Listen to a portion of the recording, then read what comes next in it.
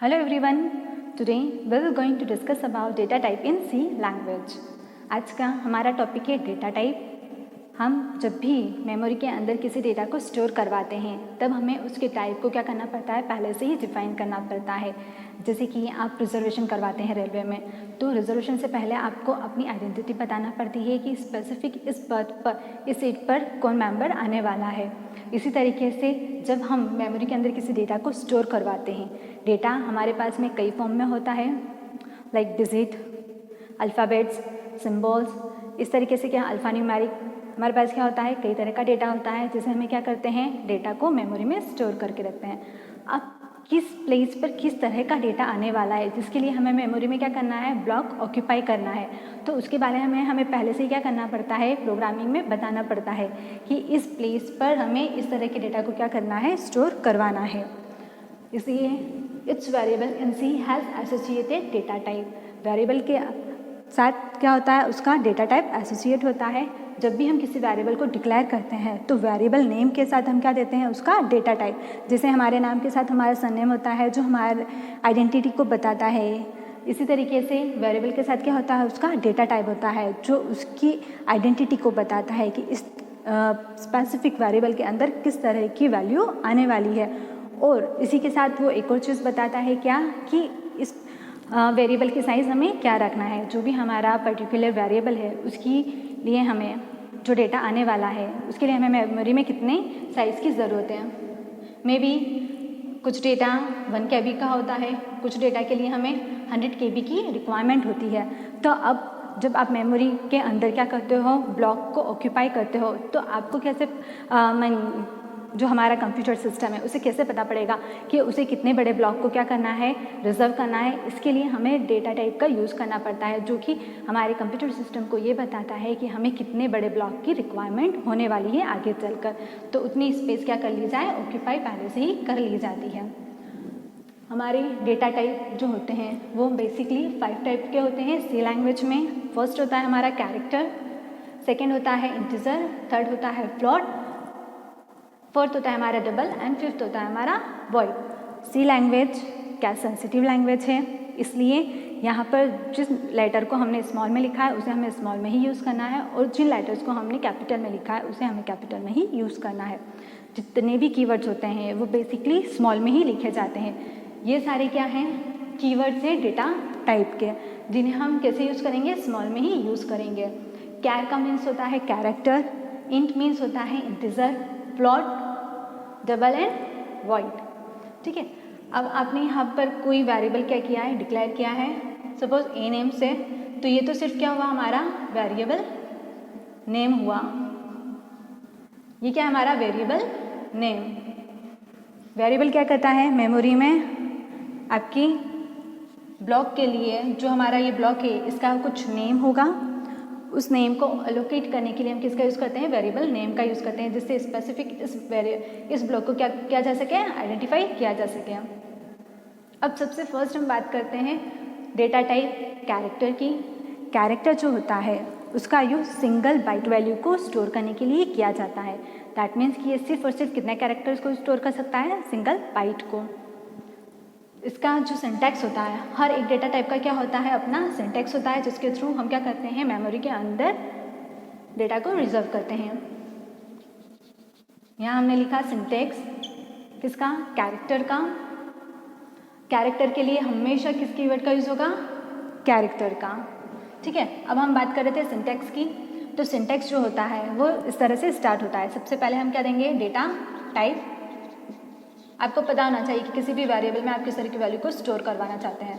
Then variable name, end of the statement. End of the statement इसे हम क्या कहेंगे, एंड ऑफ द स्टेटमेंट, जो कि क्या डिनोट करता है कि ये जो डिक्लेरेशन है यहाँ पर क्या हो चुका है, एंड हो चुका है। किसी भी लाइन को एंड करने के लिए हम एंड ऑफ द स्टेटमेंट का यूज़ करते हैं। ये है सिंटेक्स।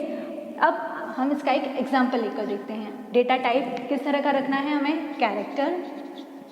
वेरिएबल नेम आप जो चाहे वो मीनिंगफुल नेम दे सकते हैं। मीनिंगफुल नेम देंगे तो आगे चलकर आपको याद रहेगा कि इस वेरिएबल के अंदर किस तरह की वैल्यू को आपने स्टोर करवाया है।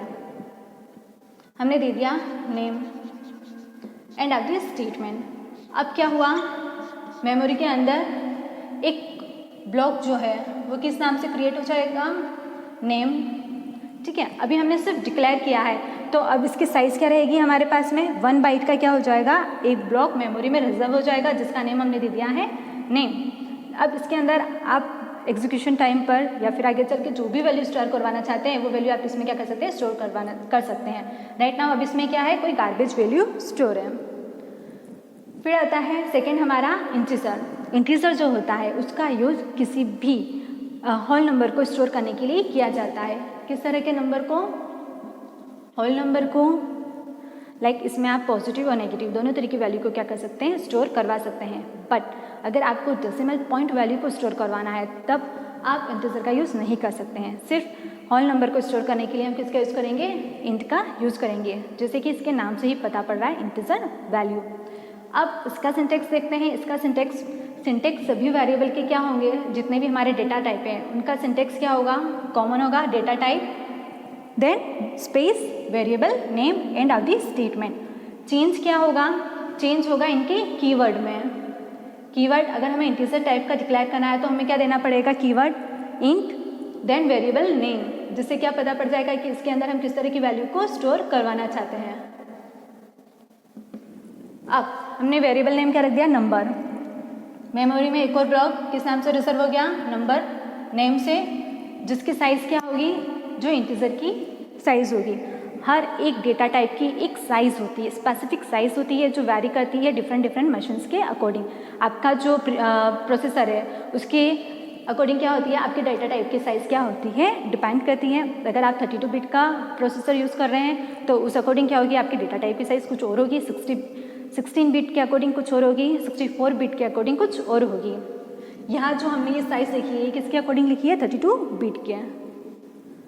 अब ठीक है, यहाँ पर जो इंटीजर की साइज़ थी उतने साइज़ का क्या बन जाएगा, मेमोरी में एक ब्लॉक बन जाएगा जिसका नेम क्या हो जाएगा, नंबर, जिसमें भी क्या होगी, फिलहाल गार्बेज वैल्यू ही स्टोर होगी। देन थर्ड है हमारा फ्लोट। फ्लोट का यूज़ हम किसी फ्लोटिंग पॉइंट वैल्यू को स्टोर करने के लिए करते हैं। जब भी हमें किसी रियल नंबर को स्टोर करना होता है तब हम किस डेटा टाइप का यूज़ करेंगे, फ्लोट का, जो कि क्या करता है, सिंगल प्रिसीजन तक क्या करता है, किसी भी वैल्यू को स्टोर करके रखता है। इसका syntax data type variable name. Example यहाँ पर हम किसका यूज़ करेंगे,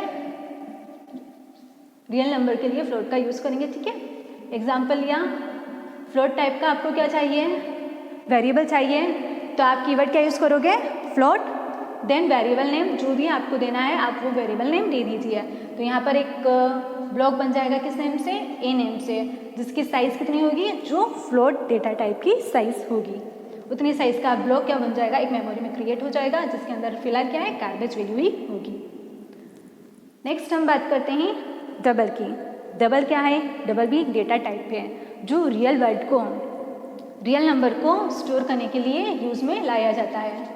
रियल नंबर जिसमें क्या होते हैं, डेसिमल नंबर्स होते हैं, जिसमें आप डेसिमल पॉइंट वैल्यू को क्या कर सकते हो, स्टोर कर सकते हो। Decimal point value that means कि 2.41, 3.416, ये क्या हो गई हमारी डेसिमल पॉइंट वैल्यूज़ हो गई। रियल नंबर्स क्या हो गए हमारे, 214, 111, ये हमारा क्या हो गया है, इंटीजर टाइप की वैल्यू हो गई। कैरेक्टर की बात करें तो हमने क्या कहा था, सिंगल बाइट में ही हम क्या कर सकते हैं, डेटा को स्टोर करवा सकते हैं। Like a, capital A, number, symbol, किसी भी सिंगल वैल्यू को अगर आपको स्टोर करना है तब आप किसका यूज़ करोगे, कैरेक्टर का। डबल और फ्लोट में अब डिफरेंस क्या है, दोनों ही क्या कर रहे हैं, रियल नंबर को स्टोर कर रहे हैं, तो दोनों में कुछ डिफरेंस होगा। सिंगल प्रिसीजन के लिए हम फ्लोट का यूज़ करते हैं, डबल प्रिसीजन के लिए हम डबल डेटा टाइप का यूज़ करेंगे। देन लास्ट आता है हमारा वॉइड। इसका भी हम एग्जांपल देख लेते हैं। डबल स्मॉल में डबल लिखेंगे, देन जो भी आपको वेरिएबल नेम देना है आप वो वेरिएबल का क्या दे देंगे, नेम दे देंगे। लास्ट आता है हमारा फ्लोट। अब फ्लोट क्या करता है, फ्लोट नहीं, वॉइड। वॉइड क्या करता है, वॉइड भी एक डेटा टाइप है जो क्या करता है, nothing and no type. No type that means कि जो फंक्शंस हम लोग यूज़ करते हैं उनका कोई रिटर्न टाइप नहीं होगा। जब हमें फंक्शन से किसी वैल्यू को रिटर्न नहीं करवाना हो तब हम किसका यूज़ करते हैं, वॉइड टाइप के डेटा टाइप का यूज़ करते हैं, जो क्या करता है, नथिंग, कुछ भी रिटर्न नहीं करता है। जिसका कोई टाइप नहीं होता है, या हम ये कहें कि उसका टाइप क्या होता है, एब्सेंट होता है। इसलिए हम वॉइड का यूज़ करते हैं, जिसका यूज़ किसी वेरिएबल के साथ ना होकर हम किसके साथ करेंगे, हम किसी फंक्शन के साथ में वॉइड का यूज़ करेंगे। अब आप यहाँ पर देख रहे कि हमने एक टेबल क्रिएट की है जहाँ पर हमने क्या लिखे हैं, डेटा टाइप के टाइप्स को अलग अलग पार्ट में सेपरेट कर दिया है। देन उसकी साइज़ जो कि किस में लिखी है, बिट्स में। देन उसकी रेंज कि किस रेंज तक वो वैल्यू को क्या कर सकता है, स्टोर करके रख सकता है। सभी डेटा टाइप की एक रेंज होगी, अगर उस रेंज से बाहर वैल्यू जाती है तो वो क्या दिखा देगा, एरर जनरेट कर देगा। तो आपको उसकी टाइप, उसकी रेंज का ध्यान रखना है। हमने कैरेक्टर देखा था, कैरेक्टर के क्या हैं, दो टाइप्स हैं, साइन एंड अनसाइन।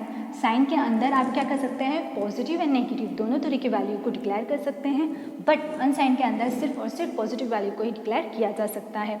यहाँ पर उसकी साइज़ है 8 बिट्स, और अगर बाइट की बात करें तो वो कितना हो जाएगा, 1 बाइट।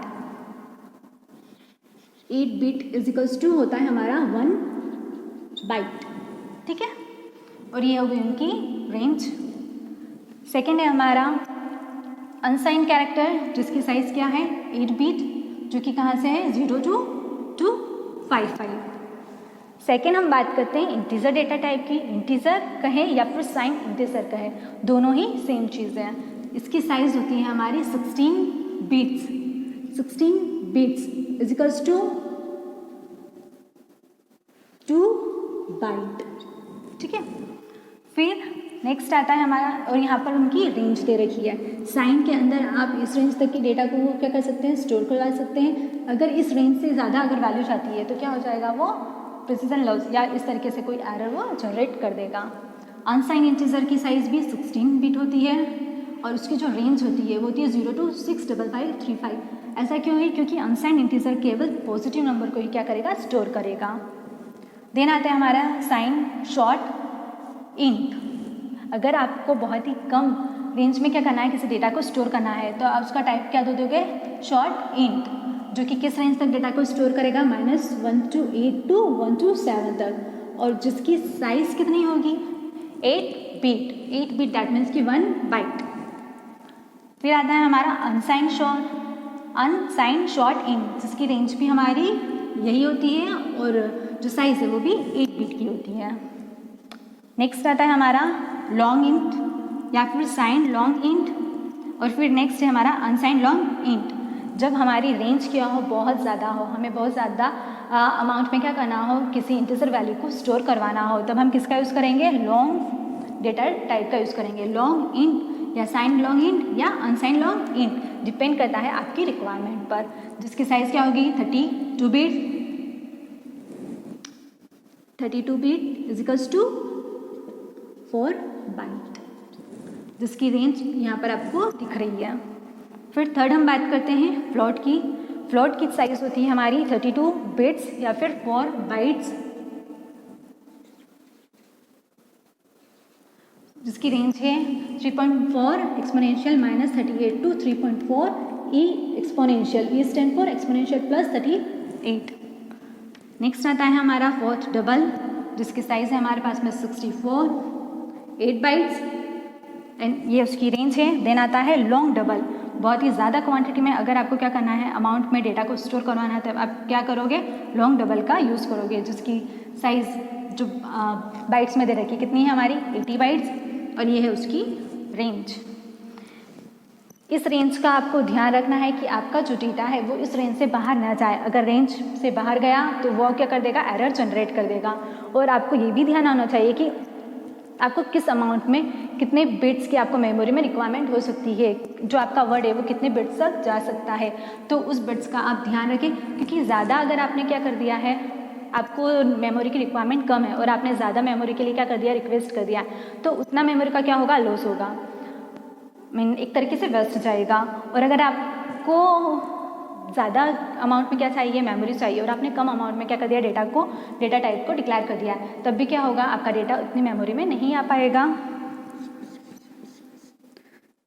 यहाँ पर C3 ब्लॉक्स है और आपका डेटा की साइज़ क्या है, 5 ब्लॉक की है, तो क्या होगा, 3 बाइट तक ही आपका डेटा क्या होगा, स्टोर होगा। इतना डेटा क्या हो जाएगा, आपका लॉस्ट हो जाएगा। इसलिए जब भी डेटा को डिक्लेयर करें तो उसके टाइप का हमेशा ध्यान रखें कि कितने मेमोरी की आपको आगे चलकर रिक्वायरमेंट होने वाली है। ये सब कुछ आपको प्रैक्टिस से ही पता पड़ेगा। जैसे जैसे आप प्रैक्टिस करेंगे प्रोग्राम की तो आपको ये समझ आएगा। एक शॉर्ट एग्जाम्पल के थ्रू हम देख लेते हैं डेटा टाइप का प्रोग्राम के अंदर यूज़। 2 नंबर के एडिशन का हम एक प्रोग्राम बना लेते हैं। सबसे पहले हम क्या करते हैं, हेडर फाइल को डिक्लेयर कर देते हैं। यहाँ हेडर फाइल हमने लिख दी। हमारा प्रोग्राम यहाँ से स्टार्ट होता है वॉइड मेन, जहाँ से हमारे प्रोग्राम का क्या हो रहा है, एग्जीक्यूशन स्टार्ट हो रहा है। अब हम यूज़ किसका कर रहे हैं, डेटा टाइप का। तो सबसे पहले हम क्या करेंगे, डेटा टाइप को डिक्लेयर करेंगे। 2 नंबर को क्या करवाना है, ऐड करवाना है। वेरिएबल नेम दे दिया मैंने नंबर 1, नंबर 2। इनकी वैल्यू मैं पहले से क्या कर रही हूँ, प्रीडिफाइन कर देती हूँ। यहीं पर क्या कर देती हूँ, इन वेरिएबल को इनिशियलाइज कर देती हूँ। फर्स्ट मैंने दे दिया 10, सेकेंड दे दिया मैंने 100। And of this statement. अब इसके अंदर मुझे इंटीजर टाइप की वैल्यू स्टोर करवाना थी, इसलिए इनका डेटा टाइप क्या दूंगी मैं, इंट। और इसका भी डेटा टाइप क्या रखूँगी मैं, इंट। हम अपने वेरिएबल में जितने चाहे उतने वेरिएबल को यूज़ कर सकते हैं। यहाँ पर हमने 2 वेरिएबल को यूज़ कर लिया है, दोनों का टाइप क्या है, इंटीजर। ये आप देख रहे हैं, ये दोनों क्या है, इंटीजर। एक और वेरिएबल मुझे लेना पड़ेगा जिसके अंदर मैं क्या करूँगी, इन दोनों के एडिशन को स्टोर करवाऊंगी। अब इन दोनों का एडिशन क्या हो, इसके अंदर स्टोर हो जाए, इसलिए इसे हम क्या रखेंगे, एम्प्टी रखेंगे, ताकि मेमोरी के अंदर जो ये मेमोरी के अंदर num1 नाम से एक ब्लॉक क्रिएट हो गया है, num2 नाम से, जिसके अंदर 10 और 100 वैल्यू क्या हो गई है, स्टोर हो गई है। अब एक और ब्लॉक क्रिएट हो गया किस नाम से, सम नाम से, बट राइट नाउ वो क्या है, अभी एम्प्टी है। क्यों उसे एम्प्टी रखा है, ताकि इसके अंदर क्या हो, इन दोनों का जो एडिशन है वो इसके अंदर आकर स्टोर हो जाए। सी यहाँ पर हमने सिर्फ क्या किया है, अभी वेरिएबल को डिक्लेयर किया है, इनिशियलाइज किया है। अब मुझे लॉजिक पुट करना है, लॉजिक जिसके थ्रू क्या होगा, इन दोनों का एडिशन परफॉर्म होगा। सो एडिशन के लिए हमें क्या लगाना होगा, addition operator, sum is equals to num1 plus num2 end of this statement. अब इन दोनों का क्या होगा, एडिशन होगा। num के अंदर कितना था हमारे पास में, 10 वैल्यू थी। num2 के अंदर हमारे पास थी 100 वैल्यू। दोनों का एडिशन होकर जो भी इनका कैलकुलेशन आएगा वो किसके अंदर स्टोर हो जाएगा, हमारे सम नाम के वेरिएबल के अंदर स्टोर हो जाएगा। नाउ अब हमारे पास में सम के अंदर क्या वैल्यू है, 110। ठीक है, इस वैल्यू को आपको क्या करना है, स्क्रीन पर प्रिंट करवाना है। प्रिंट आप दे देंगे %d वेरिएबल नेम सम, जो कि क्या करेगा, जो हमारी कंसोल है उसके ऊपर जो आउटपुट जनरेट होगा वो सम के अंदर जो वैल्यू होगी उसे क्या करेगा, डायरेक्ट रिटर्न कर देगा। इस तरीके से हमारा क्या होगा, एडिशन व परफॉर्म होगा। डेटा टाइप के साथ में हमेशा फॉर्मेट स्पेसिफायर का यूज़ करना आपको कंपलसरी है। जो कंसोल पर यूज़र से वैल्यू को लेते हुए, जब भी आप यूज़र से कोई वैल्यू ले रहे हैं और जब भी आप यूज़र को कोई वैल्यू रिटर्न कर रहे हैं, तो कंपाइलर को पता होना चाहिए कि किस तरह की वैल्यू को उसे यूज़र से लेना है और किस तरह की वैल्यू को उसे रिटर्न करना है। यहाँ पर हमने 4 टाइप क्या देखे थे, डेटा टाइप देखे थे। उनके साथ में किस तरह के फॉर्मेट स्पेसिफायर का यूज़ होगा, कैरेक्टर के साथ में हमेशा %c का यूज़ होगा, इंट के साथ में %d, कैरेक्टर इंट, फ्लोट के साथ में हम किस तरह के फॉर्मेट स्पेसिफायर का यूज़ करेंगे, %f। देन आता है हमारा डबल। अब डबल के साथ में हम किस तरह के फॉर्मेट स्पेसिफायर का यहाँ पर यूज़ करने वाले हैं, lf। ये जितने भी फॉर्मेट स्पेसिफायर है इनके साथ में किसका यूज़ होगा, %c, %d, %। ये जो % सिंबल है इनका हम यूज़ करेंगे।